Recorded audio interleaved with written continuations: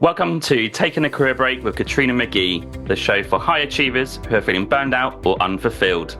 Hi there, I'm Katrina, your career break and sabbatical coach and author of the best-selling Taking a Career Break for Dummies. And I'm James Hammond, your podcast host and producer. Are you ready to take a life-changing break that leads to a happier, healthier, and more fulfilling life? You're in the right place.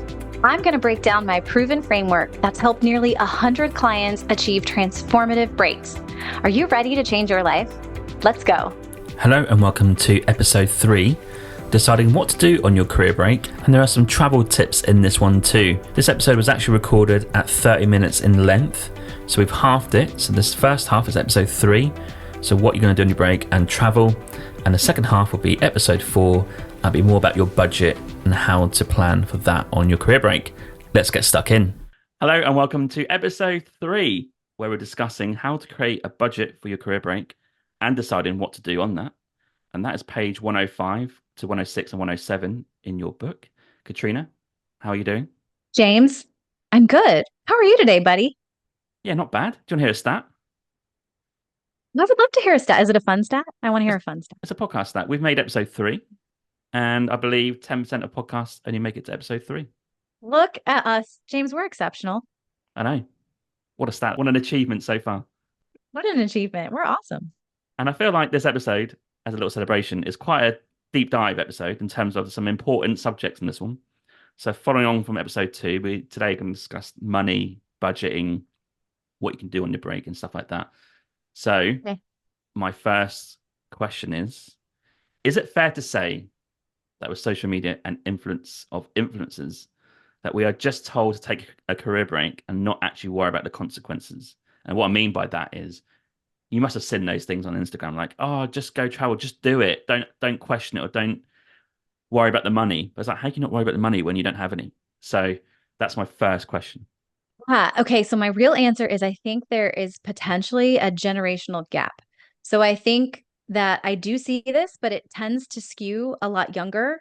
What I see with my clients who tend to be mid-career is that they might run across this, but they immediately dismiss it. And in fact, their problem is feeling like no matter how much information they have, how great a plan it is, that they can't afford to take one. Because at that point, right, you're invested in your career. You might have some debt that you're still paying off. You might have a home. You know what I mean? Like there are a lot of strings attached to you. And so, yes, you're right. I think that message does appear on social media. I think that the people that fall into that trap are probably younger people that have less sort of weighing on them responsibility wise, especially financially. But what I see with the mid-career people, like mid-30s and beyond is, oh my gosh, like I have all of this. I could never quit, even with a plan. Like, so it's sort of that understanding, like, yes, you want to think about it for the younger crew, like think about it, budget for it, have a plan so that you don't end up paying for this for 5 years, right?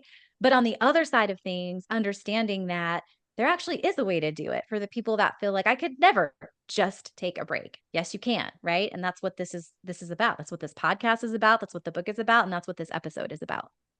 And I think the second part to that is, if you talk about the mid-30s upwards there, that demographic, sometimes a lot of those people can do it. And what I mean financially, right? I think if you're younger and you're coming out of university, for example, and you've got, like, if you're from US, you've got the college debt, or it's not very much money, that advice can seem a bit annoying to you, because, like, well, I can't just go and do it. But imagine if you're our age and you've just been working for 15, 20 years, you probably should, I'd imagine, if you're sensible, have some sort of savings where that's potentially possible. And maybe that is the right message for those guys. Like, oh, just go and do it because they can do it. Yeah, absolutely. Yeah. Yes. I mean, I had a plan and I'm so grateful for the plan. I did take another break that was more spontaneous, but because I had planned and lived a whole entire 20-month break and reshaped my relationship with money, I was so prepared, right? I was still, even though it was unplanned mentally, I had all the tools I needed to know exactly what to do. And I had the money already in an account to be able to pay for it. But I think, especially if it's your first break, having an understanding just to set yourself up for success, right? You just want to achieve success. Yeah. It doesn't matter what success is. It's personal, but you just want to make sure that you're going to hit the mark and that you're going to feel good about that investment when it's over. Okay. And for the break today, before we get into the finance portion, how do you decide what you'll do in your break?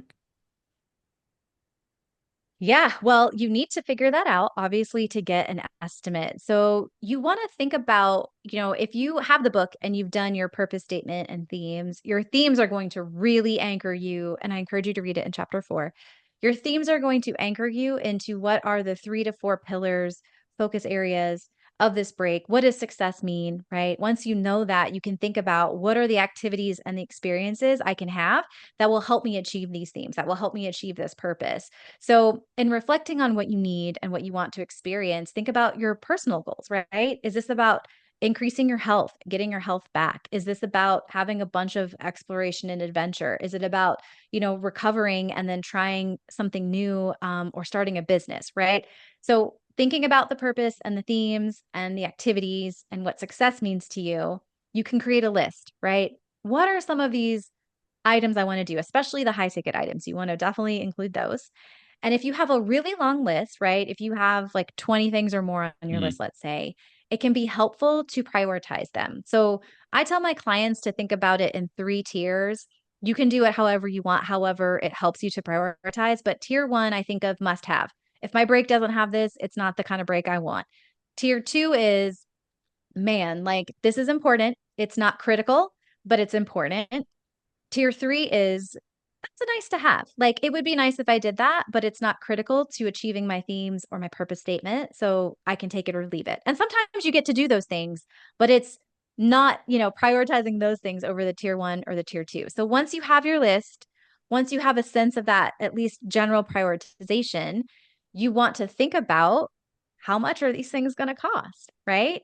Now, you're going to have to like layer in some stuff. You're going to Mm. have to create a buffer, right? For sure, you're going to need a buffer. Well, I think we're going to talk about that later on, but that's not the only number, but that is the critical starting point. How much money do I think it's going to take to do the trip or have the experience I want to have? When I calculated mine, I think mine was around 20K for just the experience before adding in the other things that we're going to talk about in a minute. Right. Okay, yeah, makes sense. I think we both got experience in this. Me more from a travel side. So my next question, you mentioned prioritizing and organizing there. Also, where does travel come into this? Because there's a couple of people here who are probably thinking they just want to take a break, maybe reskill, upskill, maybe change careers, and that's just it. But there'll be a lot of people thinking, oh, do you know what? I need to go away for 2 or 3 months. So I guess traveling and the budget of that comes into it. And I think you break it down in the book to slow travel and fast travel, which I like because that's one of the lessons I learned last year. So talk to us a bit about that. Yeah, there's a big difference in what that financial implication is going to be depending on the speed at which you're traveling through different places. So, slow travel is cheaper. It is generally way more affordable because you're getting a better price on your accommodations, Mhm. right? So, you are renting someplace for a month instead of paying for it by the night. Think about paying for, hotels or Airbnbs where it's like $150 or $100 even a night.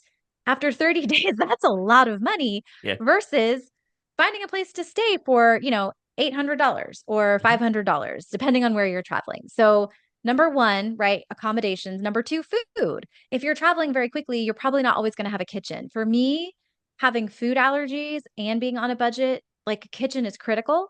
So even in the US, I tend to stay at hotels. When I'm staying for more than 2 nights, I tend to look for hotels that have a kitchen. My favorite is Hyatt House because I'm a Hyatt globalist, so I love Mhm. to like pour back into my points and miles system. But it doesn't really matter. The point is that you can have free breakfast and it's healthy. You can store snacks that need to be refrigerated. You can put your leftovers somewhere and then reheat them Yeah. whenever you want to eat them. So in many ways, you can have, you can cook your own dinner. So in many ways, it saves money on food and it also allows you to eat a lot healthier. I would say the one exception to this is if you're traveling in a country where food is just incredibly affordable and very fresh. So when I was in Vietnam, I actually found that it was cheaper to eat out because sometimes the Yeah. groceries were more expensive than like the $1.50 or the $2 for the soup. So that was the exception. But typically, in most places you'll travel, being able to have slow travel and being able to like buy groceries and just pay for things, in a different way is really helpful. And also when it comes to your activities, example, I'm in Athens. I'm having a great time. I'm there for like 10 days. So it's not this like high pressure 2 days. I'm in, I'm out. I've got to see, the Acropolis and everything that ancient Greece ever had to offer. And it turned out that one of the days when I was there was free museum day, where every like archaeological site, wow. museum, whatever was open and it was free. And this was like October. So it was like low season or shoulder season. So it wasn't even super crowded.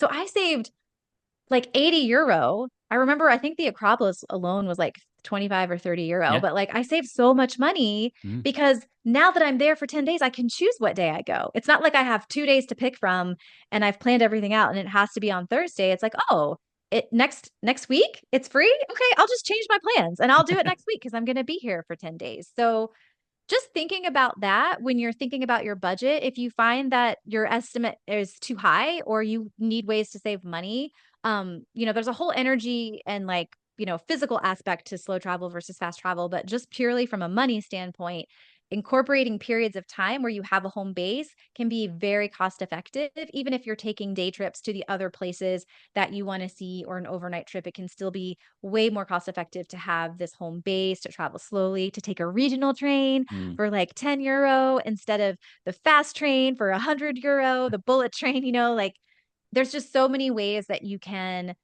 have a little less convenience, but a lot more money because you have the time and you have the space to really just like do things like locals would do. Yeah, that's key, right? And I think you have a great example in the book about if you had 6 months, for example, you might have like a month somewhere. Yeah, you're at home for a month. They're sort of broken down. They're different costs, aren't they? Because, like you say, if you're traveling to Thailand and Vietnam for a month, the food's going to be super cheap to go and eat, right? So that's a budget you budget for. But if you're going to spend a month traveling in Canada, for example, like here, you're going to need some serious cash if you're eating out every week. So I think you do need to break those down. If you know them, I guess the difficulty would be if you never traveled before, how do you know really how much these things cost? But I think the general rule of thumb I go with is that a Western country, yeah, it's going to be fairly expensive. And there's Mm-hmm. broken down countries in that of like the notoriously expensive ones like Canada, Australia, and then there's sort of Mm-hmm. middle Europe ones that are very expensive, and then Western Europe not too bad. And then there's the cheap countries. So I think a bit of research Yeah. is handy there, I think. And there are planners. I can't off the top of my head, I don't remember the exact website, but there are planners and cost estimators online that will give you an estimate as an anchor point. I know for myself, one of my favorite ways to estimate when I was taking my break was to look at Airbnb at the specific season that I wanted to go because accommodations can range so wildly depending on Yeah. if it's a holiday, if there's a special event or a festival, or if it's low season, high season.